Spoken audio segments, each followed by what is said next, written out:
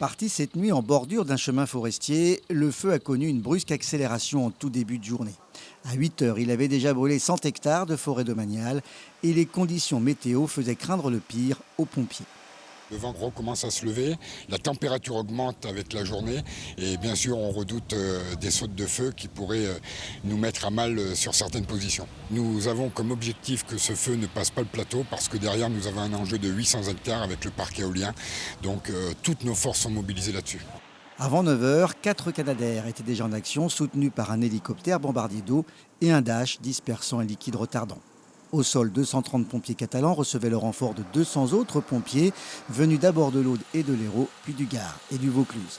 À 14h30, l'incendie était considéré comme fixé, bilan 110 hectares. D'importants moyens restaient néanmoins sur place pour sécuriser les lisières. Là, clairement, le feu s'est arrêté sur une zone qui est encore combustible.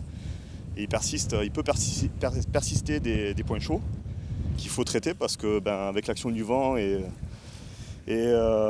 qui va sécher les végétaux, il y a un risque de reprise qui est évident. Une enquête devra déterminer l'origine de l'incendie. Sur Codiès, il y aurait eu 3 départs nocturnes de feu en quelques jours.